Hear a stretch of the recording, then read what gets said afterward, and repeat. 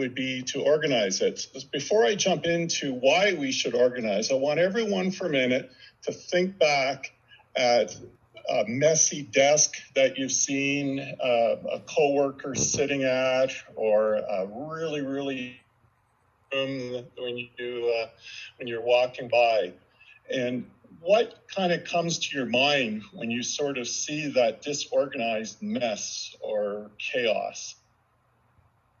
The biggest thing for me is I have a really tough time just trying to follow how that person could possibly find anything or get anything done.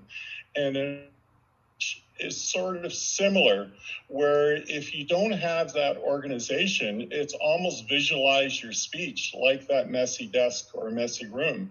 And all your words are all over the place. And the audience has a very tough time trying to follow the words that you've put together to convey the topic that you're talking about. So what you want to do is you want to organize your speech in such a way as that the audience can follow along and not get lost. Things, if you had to remember this in 3 points, the first point is you want to tell everyone what you're going to tell them. Then you want to actually tell them. And then at the end, what you told them. Sort of wrapping things up. So basically, you're going to tell everyone what you're going to tell. And then you're going to tell everyone what you told them. And putting your speech into that basic containers of an introduction, where you're telling everyone what you're going to tell them, a bot actually telling them the information. And then at the end, you're wrapping everything up in a nice bow with a conclusion where you're summarizing basically what you've told them. Keeping it organized in this way, the audience, and they won't get lost. If you don't have an introduction and you jump right into the body of your speech, and then you're jumping back and forth between the different bullets, the audience is going to have a really tough time trying to understand where you are and where you're, instead of actually listening and following along. A lot of times they're confused and they're still processing in their mind, trying to organize it themselves so that about. So by actually having it in a really organized format, it produces a very, very effective speech. So in terms of you're going to do, and when you're setting up the structure, we talked about the introduction, which introducing what you're going to talk about. So whatever your topic is, your introduction should somehow tie into the title and lead you into the main body. So one of my, I did a couple of years ago, the title was Anything's Possible. Basically changed how anything's possible, which is kind of just in itself an interesting title. It basically set the stage that everyone should think outside the box and that anything really is possible if you put your mind to it. And that was the purpose of my introduction, was to start to get people thinking differently or thinking outside the box. When I went into the main body of my speech, I substantiated that topic of anything's possible by basically telling everyone in bullet form that you shouldn't give up on your dream.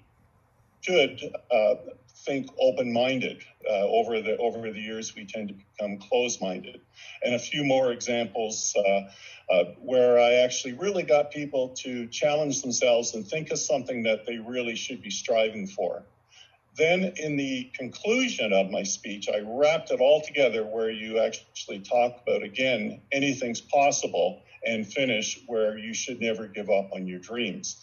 And I like to say that the conclusion puts a nice bow on top, wraps up your whole speech, and ideally in the conclusion, it ties the whole thing together where it brings the introduction and the main body and the summary all together. One thing you should think about in this an introduction, a body, and a conclusion is this goes for anything you're talking about. One of the examples probably people don't even realize you should be doing is table topics, when you're given a table topic, it's a mini speech. And I challenge every one of you that in your table topic, you should start off reaffirming what the topic you're going to be talking about is, then put into the body of your table topics the substantiated work of why you think whatever the topic was justified. And then at the end, if you notice, whenever I finish my table topic, I always kind of wrap it up with a conclusion sentence. So whether it be a formal 7-minute speech or a 1-minute table topic, or even suppose you're going in and asking your boss for a raise. Well, if you structure that going in and asking your boss for a raise instead of just scattered all over the place, you first kind of set them up that the reason I think I'm of value, and then you substantiate your work. And at the end, and now you can see with everything I'm doing why I'm so valuable and I need a raise. So that technique of an introduction, a body, and conclusion should be used in pretty well all of your communications, whether they be the formal speech, the table topics, or even just off the cuff like elevator pitches.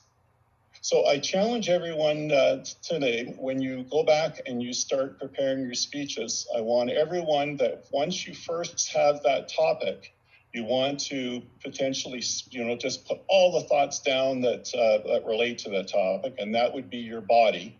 And then each of those would elaborate on with some explanation. And then once you actually have your body, then you would then work on your introduction.